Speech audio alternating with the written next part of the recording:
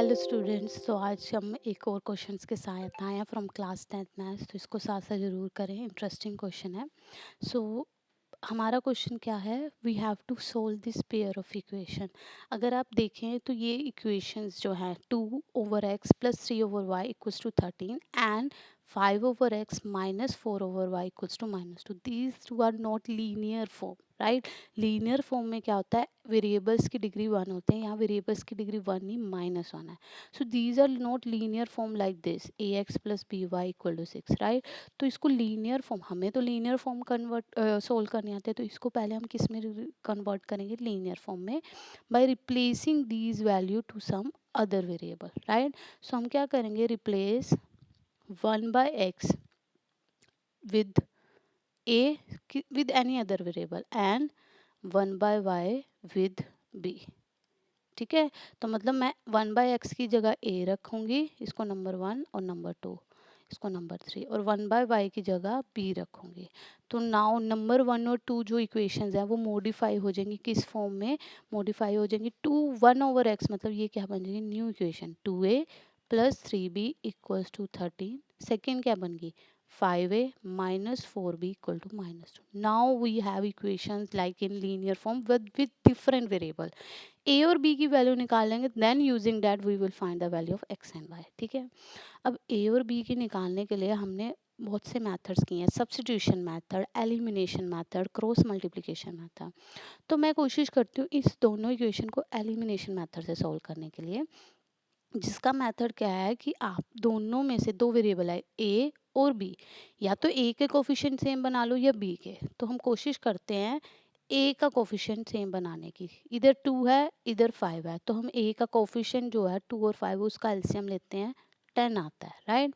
अब मुझे दोनों का कोफिशिएंट को 10 बनाना है, तो ए के कोफिशिएंट 2 है तो 10 बनाने के लिए 5 से किया, इसमें ए का कोफिशिएंट 5 है, 10 बनाने के लिए 2 से किया। तो मॉडिफाई होने के बाद इक्वेशंस क्या बन गई, पहली इक्वेशन को 5 से किया पूरे, तो 4a sorry 10a, let me correct it,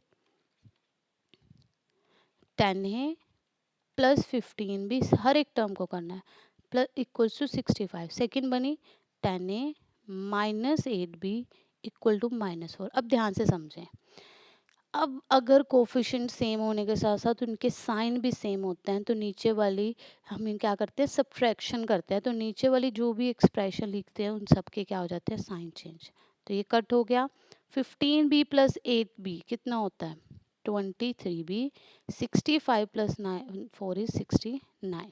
तो b की वैल्यू निकालने के लिए 23 को इधर आके डिवाइड करना पड़ेगा, तो b इस केस में कितना आ जाएगा, 3। b की वैल्यू 3 आ गई। अब हमें किसकी वैल्यू निकालनी है, ए की, तो किसी में भी सब्स्टिट्यूट कर दो, इसको नंबर 5 लिखना था, इसको नंबर 6। इन 5 बी की वैल्यू 3 पुट करने पे 2a plus 3 into 3 equals to 13। तो 2a plus 9 equal to 13, 2a कितना आ गया, 13 माइनस 9 यानी कि 4, a कितना आ गया, 4 डिवाइडेड बाय 2 यानी कि 2। ए 2 आ गया, बी 3 आया।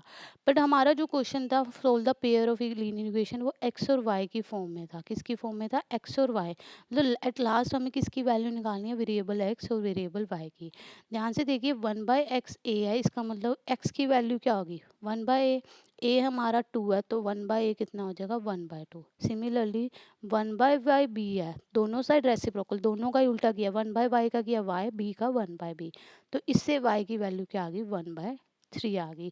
तो ये हमारी x और ये हमारी y की वैल्यूज आ जाएंगी यूजिंग दिस मेथड। तो ये क्वेश्चन हमारा reducible form, we need to reduce the given equation to linear form को में रिड्यूस करने के बाद सॉल्व करना पड़ा, राइट।